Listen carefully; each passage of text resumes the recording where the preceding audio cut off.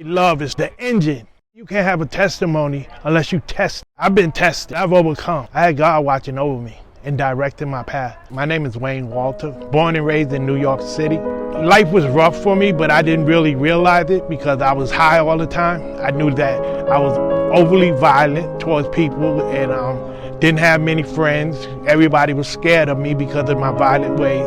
And it's funny because I went through life like that for so long. I think I was maybe 30 when I first attempted suicide. I hung myself in my closet. Thank God my younger brother cut me down, but it was almost too late because I was already in a coma. When I came out, I had a trach in my neck, and I actually went home and started smoking crack again. This judge happened to be one judge that I had seen several times, and she was tired of it, so she was about to send me to jail for a pretty long time. And my mother happened to be in the back of the court. We're in night court now. Nobody else was in the courtroom. And the judge was sentencing me to 4.5 to 9 years. And she made a comment. She said that I'm giving you this much time because you're never gonna make it out. She said either somebody's gonna kill you or you're gonna kill somebody else and end up doing life. And it was amazing because my mother stood up in the back of the court and said, "Could I say something, Judge?" And it was at that point when my mother said, "That's my son and I know he could do better." It just did something to me. It charged something in me, and it was like my whole mentality changed at that moment. And the judge gave me 30 days to get into a program, residential program, and I'm sitting out in front of the intake office waiting to be accepted, and I only had like a week left before I go back to court. And I'm sitting there getting high. Oli had been shot 6 times when he was addicted and doing drugs, and he was in a wheelchair, and I remember him rolling out and coming to me and said, "I heard what you did at the intake office, and I'm not sure I should take you in this program." And I'm sitting there saying to myself, begging him, what's going to happen to me if you don't take me in?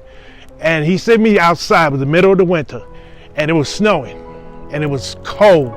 And he made me stand between the 2 doors. They had 2 sets of doors, and he made me stand there. And I don't even know how long I stood there. And he said, "Watch that train." It was the number 6 train. I'll never forget this day. And I stood out there at least an hour. I was freezing. And he told me to come back in. He sat me down. He said, "Now I think you're ready." Took me in this room and they drilled me. If it for your mom, you wouldn't be here right now. I eventually took in the program and started doing what I do, I needed to do to get past, my drug addiction. And I went to this place called Elmcor.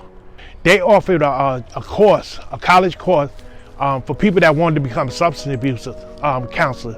As there's something in me that was driving me to want to help other people because my story. And I went through Borough of Manhattan Community College, and that course was like 2 years. So when I graduated, that led to me working as a substance abuse counselor for 13 years in New York City, and I stayed clean that whole time. When I moved to Alabama, I wanted to still pursue that.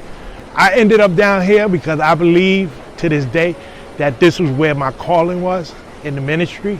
And so I followed my calling. Also, my mother was here, my grandmother was here, and my son was here.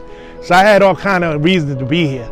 And I moved down here and I pursued my ministry. Found me a church to go to. Let me say this, I got married twice. My first marriage lasted 2 weeks. My second marriage lasted 2 years. I was living with my ex-wife. She told me I had to go, and the first thing I thought about, where am I going? I have nobody down here but my sons. My mother had passed away. My grandmother had been passed away. So I was like, where am I gonna go? So it hit me, I started feeling that feeling again.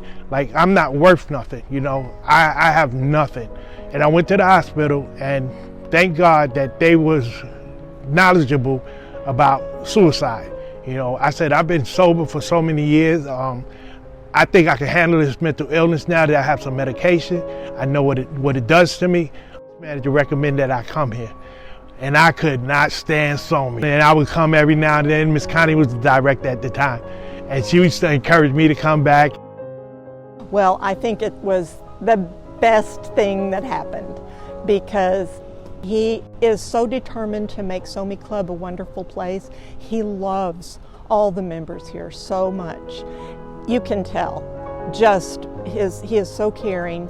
He has all the good qualities needed in a leader. He is compassionate.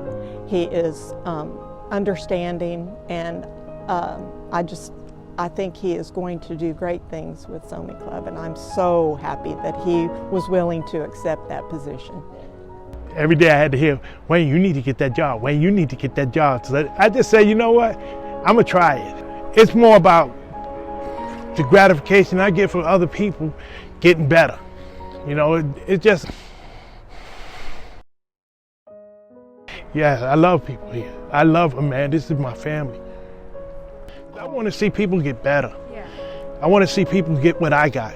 You know, it's 32 years and I've not relapsed once. And that's through the grace of God. You know, people stigmatize people with mental illness, but if they could just experience what I experience on a day-to-day basis with the God loving me and supporting me, they would have a different outlook on mental illness. I have 2 boys, my first granddaughter, the love of my life. They are the engine that keeps the train going in me. It's a special feeling when you got 2 boys that look up to you in this day and age, you know. So I have to, not only are they my encouragers, they're my support. And I dare not let any of the 3 of them down. It means so much to me when I say I love you and they say I love you back, you know, and mean it, you know. A lot of fathers today don't have that with their child, you know, son or daughter. And I have that special bond with them. I want more people to be encouraged that this can happen. This can be them. I could be them. You know, I share with the group here that life is for living. Y'all know y'all worth living for me, right?